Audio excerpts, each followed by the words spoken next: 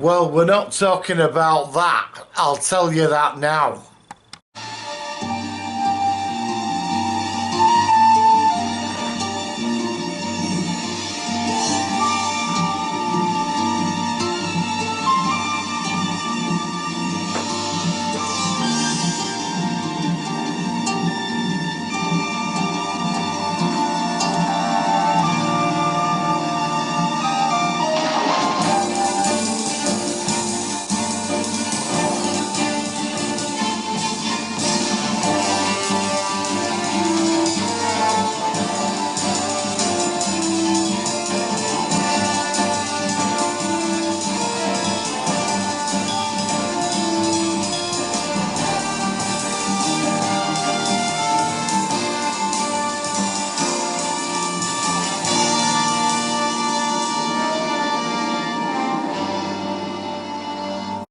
Hello and welcome to another episode of It Could Have Been a Classic. It's been a while since I've done this, but I've set out, this is season 2. I've set out several programmes and series and films that could have been a classic, or do they hold a cult status? Or is there something in there that lingers in the memory that you'll never forget?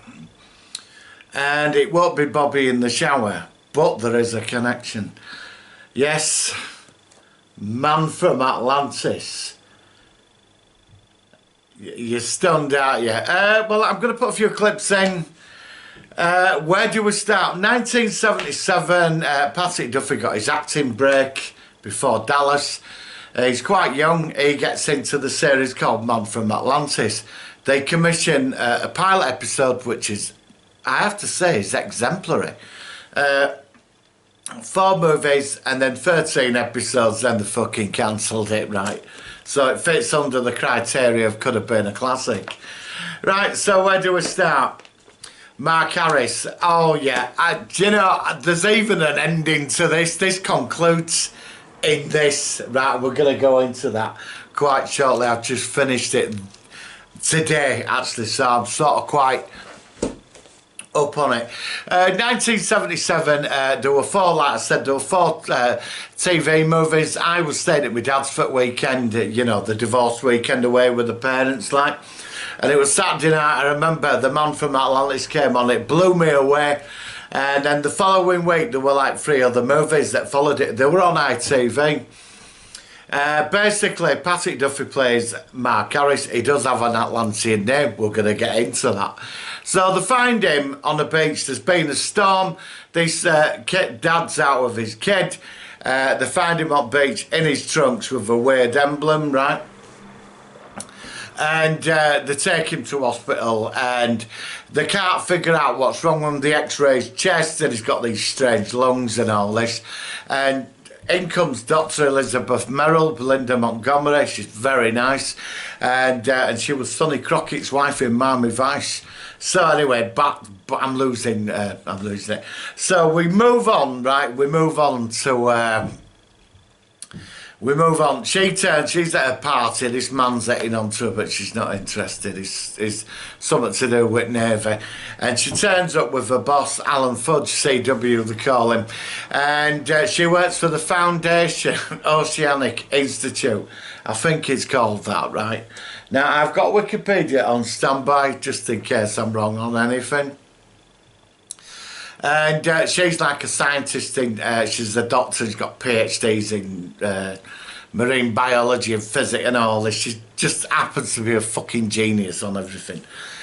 So she turns up at the hospital. They're all trying to save this guy. And they can't say they're killing him because they're putting oxygen into him.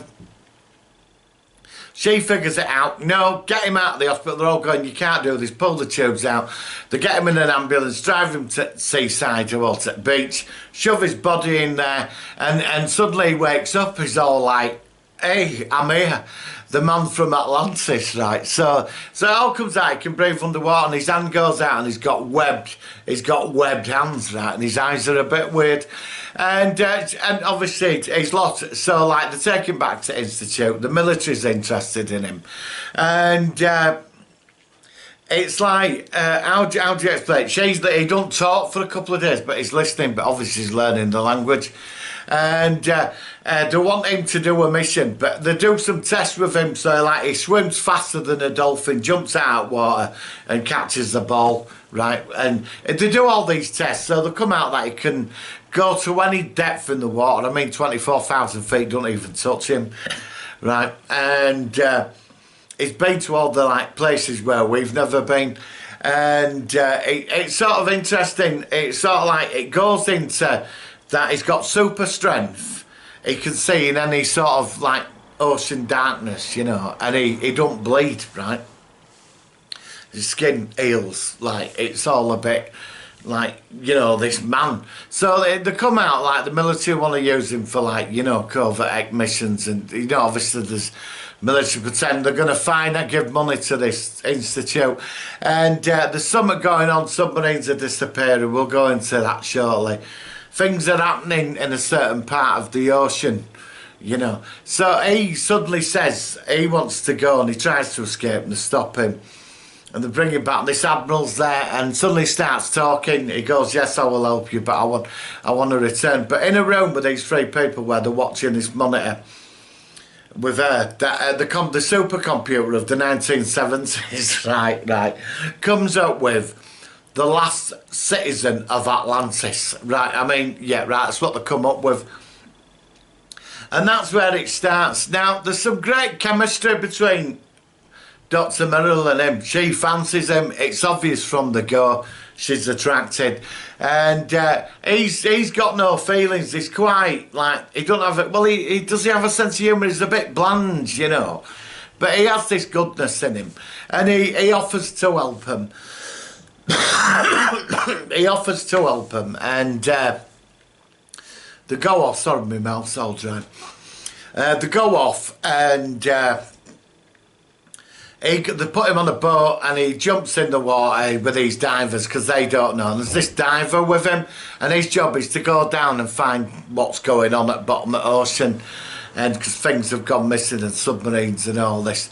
And he goes down there looking for something, and she says to him before he goes down, you might not come back. And he goes into the, you know, once you're in the depths, he said, I will come back, you know, but she thinks once he's off, he's gone.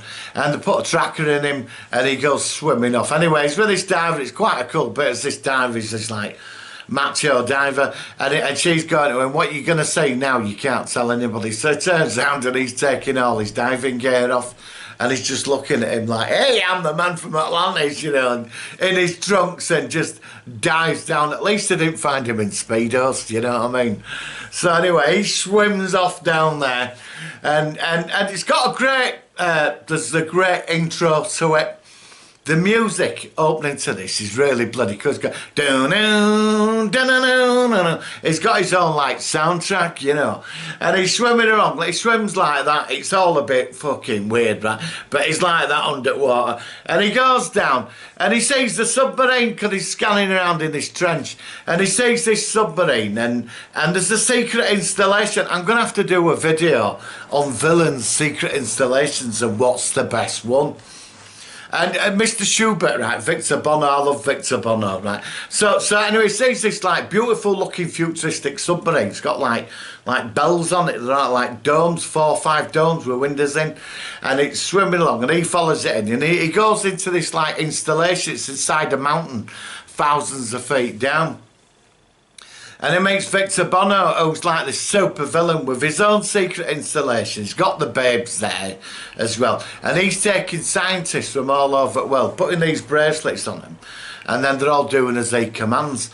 But he's told them that it's all for peace and that. But he's not. He's got a plan. He's going to nuke the entire planet and restart the human race. Well, he can't understand how man from Atlantis, yes, the man from Atlantis, got in, and he said, oh, I just swam in. He's not much on the old communication. They keep trying to put this band on his arm, and it just doesn't affect him, you know what I mean? It just doesn't affect him. So like he just like takes it off. Anyway, he scans him and he figures out he's an underwater man. and he wants to catch him then anyway, but he catches him prisoner and they put him in a cage because another scientist resisting these bans. Now he's got this big control room where this signal's going to go out and like override all the safety protocols, and every submarine and nuke every target in the world, also from Russian, American, British, you know, all these nuclear submarine, Chinese. And he'd start his new world order off, which is sort of quite, I really do like this. And he's got a cardigan on. He's like that 1970s scientist, you know. And I quite like that. He's a true super villain. He's called Mr. Schubert. And anyway, man from that, well, before he figures out it's a water-breathing man, they put him in water in cage with this other scientist. And he says, hold your breath. So anyway, it sort of, once hot water's on him, he sort of tears the bars apart like paper and gets this other fella out. And goes running off and heads off into the control room. And he sees Schubert stood there going, well, you know, I know what you are about and I can use ultrasonics on you, I can put heat on you or blind you with super bright light. And he's just stood there, the man from Atlantis, you know, in his trunkies. So, like, this is where it gets hilarious, right? So instead of some big battle with an henchman, because he's got super, he just gets this bracelet, what he had on his arm that doesn't affect him, and puts it on his arm. And then he says to him, how do I destroy this installation? By pressing this lever. And he does, and hot water piles in. And man from Atlantis, he saves everybody and gets out. And he saves the world. And it just finishes at the end where, like, she's obviously, she's like absolutely into him, right? So he returns.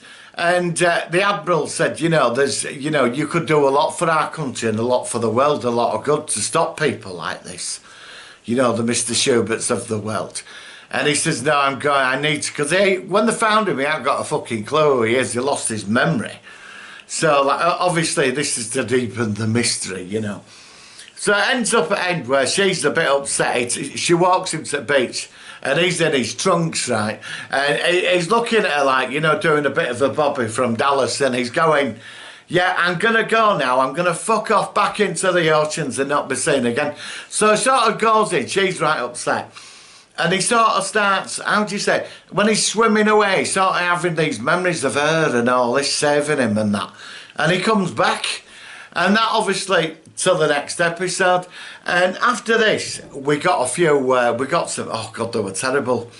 But they're also very enjoyable. We got, like, the second movie, I think it were Death Scouts, where these aliens turn up and they kidnap the ship crashes in ocean, this weird ship. I mean, it just totally don't make any sense, this ship, right?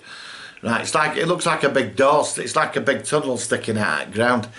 Like, you know, it's like an air vent, like this big air vent, right, and they're swimming out of it. Well, they've got a different form, so they kidnap these people that are on a boat in holiday, come up and pull them underwater, and they release this strange dye stuff. And suddenly they're like, they copy the bodies or take them over, and they're walking around anywhere, they swim off and they end up in LA, right? And they're walking around in diving suits around like round Los Angeles, and anybody that comes near them, they hold their hands to give them an electric shock. And but they've got you know, on the man from Atlantis trunks, right? They've got the emblem, and he thinks there's an alien anyway. They catch him, but they're here to invade. Their job is to find Earth's defences so they can come to this planet, and they give him a really lame excuse about it, a really cheesy background. And that's it. Well, he stops them. He kills male and female. She turns all good, but she dies at end, and he's still left fucking clueless about where he comes from. But he stops then, and then we get movie number 3. And now I could be in wrong order. This is about a space probe that lands, but it went through this big intelligent thing, and split it up in deep space. And it invades man from Atlantis, controls his body, but they don't know that. He can only stay out of water for about 10 hours before he starts, you know, shriveling up. And they're transferring from body, they're going to destroy it world unless they can get away. So they get a rocket for him and blast him back off into space, and he's still no clue to who he is. And this is it. And then there's like, I watched I'm on the verge of watching 4th one now. I'm going to watch that after this, actually. So we get into the episode. So anyway, after that's only a couple of TV movies. I mean, when you're a kid, this were all sort of pretty impressive, but it did lack a lot of adult stuff in this somehow. It had so much going for it, you know, it really did, the concept. So, what they must have took like Schubert's submarine and confiscated it, and they used it because they used the same footage in, this is when the 13-part series comes in. They used his installation, like it's the same footage, but it's under a lighthouse. You know, but they used the submarine, it's called the Cretacean or something like that, or the Cetacean. And it is a beautiful submarine. I would like a model of this. I've never seen a model of it.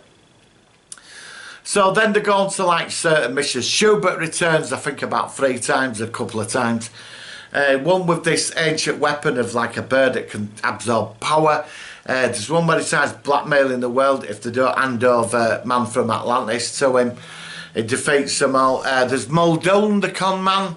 There's this big crevice where hot water's sinking through into another dimension, and giants live there. Man from Atlantis turns up and solves it all, but there's like big giants. It does get very voiced to the bottom of the sea, you know, in some of the episodes. So I'll show you this clip. I mean, there's one episode where he's on an island with Ted Cassidy, you know Lurch, don't you? As this like chieftain is on this island, and he makes the sea monster. So you're gonna love this. So just wait till you see this.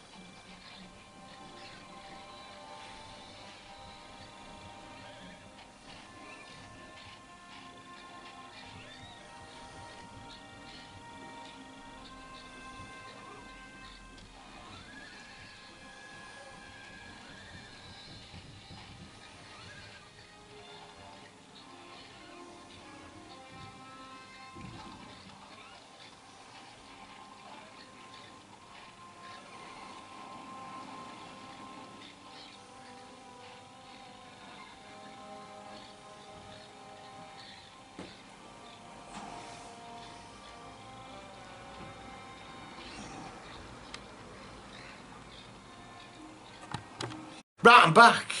I thought I'd get in for the big, like, sort of pause moment, you know what I mean? The drum roll sort of thing. Who is Mark Harris, the man from Atlantis? Right, there we go. This book, Patrick Duffy wrote in 2016. It's been quite hard to get hold of this. It's quite, honestly, it wasn't something I could get hold of easily. It answers the whole, everything of the man from Atlantis. It's all in there, all of it. Right, his name is Jalil, that's his name, honestly. He comes from a domed city, it's thousands of feet underwater, and it's got a...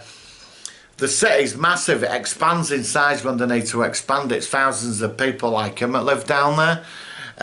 Everything's like organic technology. Well, I suppose it makes it's all water-based, and... the city, the dome of the city is alive, and it expands when they need it to expand. They're not warlike, they're very peaceful, but they know about us. Now, how it started with him, like, it's run by a line of kings, right? And he becomes the next king of Atlantis, right? They never referred to the city as Atlantis, but obviously I suppose it is. There were, thousands of years ago, there were 3 races, the air dwellers, the land dwellers and the sea dwellers, and they all worked together or something, and then they went to sea, and don't happen to air lot. But then there's land dwellers. But every now and again what they do is, certain members of, like, they go on tours, like they go out to get information, so like, I'm supposed to watch the human race, really. Well, he went off on something and got caught in a storm, lost his memory, and ended up on that beach where they found him, and he's there a good 20 years actually. I mean, it goes based up to 2000 and something, you know. That's, and well, his people, they like, it came out with some very interesting concept. Whales are called tantras, right? And when somebody dies, they pass the essence on into the whales. So there's like loads of like life forts in the whales, and they beach themselves when they die, because that's when the time. But we don't know this, and there's like an old whale. It's like hundreds of years old. It carries the spirits. Then it goes into the sea. It's quite a spiritual people. But somebody tries to kill him. Right, he's out with her. He's out, and she's on the verge of telling him, look, you know, after all these years, I'd like, you know, I really do like you. But she keeps it professional. And it goes into a bit of like what's happened over a few years. You know, like the characters on the TV show, and some of them have died and all that. And one night, there's been 2 attempts made on his life, and the second one at his house, 2 people like him to try and kill him. And he gets into a fight, and they've got this weird weapon, and they jump into the ocean. And he phones her up. He said, 2 like me have he said, I found my own, I must go. And that's all he leaves her. So he jumps into oceans for 2 days. They're all swimming at hundreds of miles an hour underwater. But he's injured one of them, and this big fella, he swims off. And he sort of comes out back at Rock, and he says, who are you? You know, who am I? And he's going, you're Jalil. And he's like, Jalil, you know, that's his name, Jalil. So he dies, but he feels something strange because he's got other abilities he never knew he had. So he follows the other guy from like behind, and he sees this dome.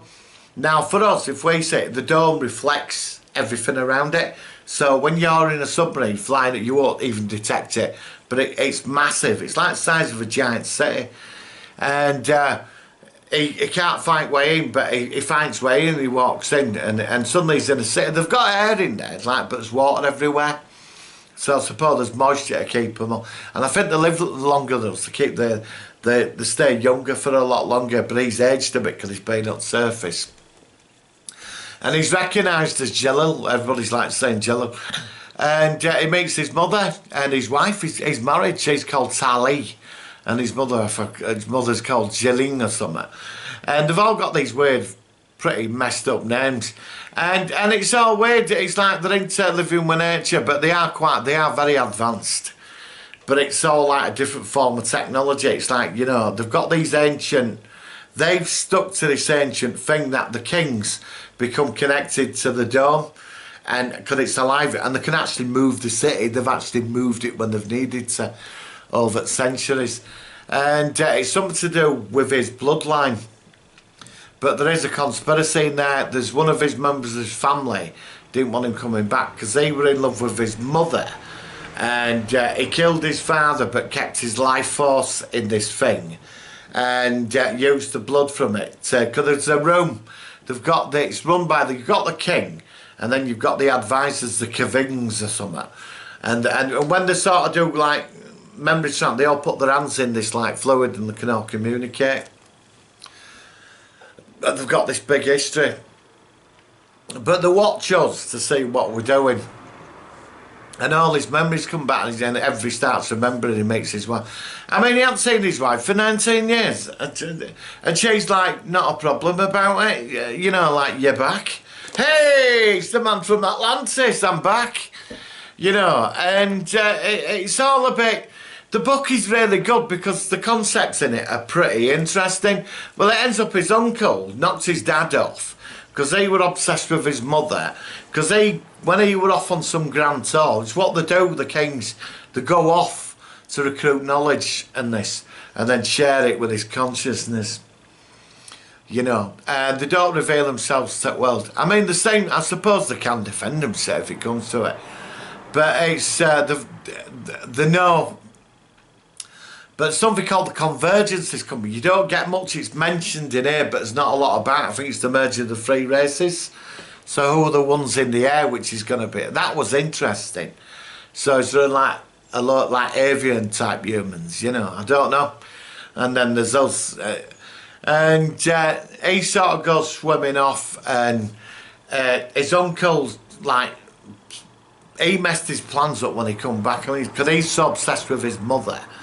He knocks his dad off, He got knocked out in a storm, lost his memory, and spent running around on TV fighting crime and all this. Then he come back, right? And he wasn't so happy about it, so he's tried like looking for him for years to have him assassinated. And it's his son or something. He's got these two henchmen, and they've got these like powerful objects. There's 5 objects, one for healing, one that's a weapon, and there's one for not. And like they all do stuff, but only the bloodline from the kings can touch it. And just to cut it all short, because the book is not bad. Patrick Duffy has done very well with this. I was really impressed. Well, there's a big fight at end where his uncle is a big pawn shop and he's using one of these like weapons because they change shape organically. And Patrick Duffy defeats him and then traps his mind inside a whale with his mother and father. You know, because that's how he found out his father wanted it. Because when he sort of melded past his mother's essence, because mother wanted to be with father, he has energy, and, like inside whale, don't ask. That's right. No, I'm being serious. So like it all got transported through, but his dad's not there, so he finds his dad's a big punch up because he wanted to take over because he's bitter and twisted because they think he should be ruling line. Now he's been manipulating things because he's been taking the life energy from this file and this blood and putting it on himself so he can manipulate stuff, and the dome doesn't know, nor do the elders. There's 6 elders of the king. But it's he murders quite a few people, and you don't get a lot of this. Now, crime, there's banishment. I think they get kicked out. But the place is quite a nice place to live. I mean, it seems the same. Everybody's content, you know. They're right into the traditions. You know, it's the kings are very important. And anyway, he sorts him out. But his son and his wife, it's called what's he called? The bad one's called Jaman. That's what I said, or Jadman or something like that. That's his name. Right? They have these stupid fucking names, right? And his son is ashamed of his father and his line because he was an advisor, like a prime minister. He was what was his title? The Minister of Left and Right. Don't ask, but seriously. And his son goes off at end because he's ashamed of his father, and because he never loved his wife, he just wanted, you know, that man from Atlantis, his mother. And anyway, they solve all that and everything's happy in the city. And you know, his son goes off, the bad guy's son, and he says, I'm going to go find him because they shouldn't have lived for the sins of his father. It wasn't his fault, you know. So he says to his wife, I'm going to go sod off for another couple of years to gain more knowledge and go find him, you know. And that's it. That's basically where he comes from. His name is Jalil. He's the king of Atlantis after his father. And that's it. Now, is Man from Atlantis a classic? Is it? Right, could it have been? Yes. Yeah, I'll tell you why. Right, as I said earlier on in this video, you go in a pub, right? Do you remember Man from Atlantis? 90% of people of my age group or science fiction fans go, yeah, oh, that weird guy used to swim like that, you know. That's it. Patty in from Dallas, you know. And that's what it lingers in the memory, does Man from Atlantis, doesn't it? It lingers even the title, The Man from Atlantis. But and also the music and the casting is very good. It's just that the writing let a lot of it down. If they'd have gone more into I think they could have gone into a darker place for this, and I think you could have probably got 4 or 5 seasons out of it. Yet again, you wouldn't have got Dallas though, would you? You wouldn't have been Bobby. But you know, it's all there. I mean, yeah, it's got a cult following now, so that establishes it could have been a classic. The Man from Atlantis is a classic. It's of its time. It's good. Get a few tins, get a kebab, a pizza, get some mates round. Even like I don't do it, but smoke a bifter, and I'll tell you, you're in for 13 hours of pure laughter, and there is some good stories in there. You know, it's worth a look. Now there was Marvel did a comic that flopped. There was a comic series that came out, never took off. There was a comic series in Looking. There was going to be a toy line, but more focused in UK, because I think the Man from Atlantis was very popular here. I don't know, we the British, we always seem to go for something that's a bit, you know, a bit odd. Right? We like stuff like this. I don't know, we do, you know, it's sort of in our collective consciousness, we sort of get quite protective over it, you know, Man from Atlantis. So it's a bit of a thing in this country, it's very popular here.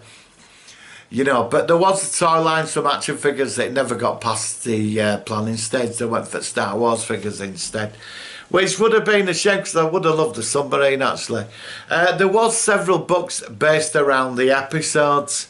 But that's about it. That's like any spin-off media. So there's no collectible memorabilia unless you own a pair of Man from Atlantis trunks.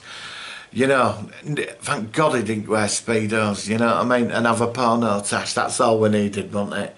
So with the Man from Atlantis, this book is worth a look. I got this on Amazon. They had 2 copies left, so it has sold quite well.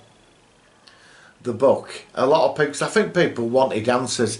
It was just cancelled and dropped. You know, when you're a kid and you're younger and you're watching something, you get into it and every week, and then one week it's not there, it's gone.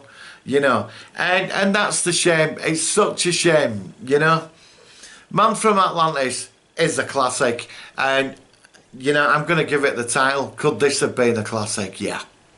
Definitely. It has it all. It's bad, it's good, it's terrible, it's fucking awful. But there's something in there, lingers in the mind, connects to the mouth, and you just mention it and you watch it. Story, and the casting's great. I mean, even the submarine's cool. You know, and Victor Bono's show, but he's my favourite villain in all of this. He's brilliant. But there is some bad episodes. So again, could Man from Atlantis been a classic? Yes. Right guys, I will see you on the next video. I will be on live after Red Dwarf. So it's going to be a late one. It'll be 10:30 to get your thoughts on the Red Dwarf special. There'll be a solo one podcast this week and a live show and a Blu-ray review later in the week. Guys, stay safe. You know, I know we're all going to stir crazy in the quarantine, but we'll get through this. There's hope. You know, and let's just stick it out. You know, things will get better. So stay safe, guys, and I'll see you on the next video.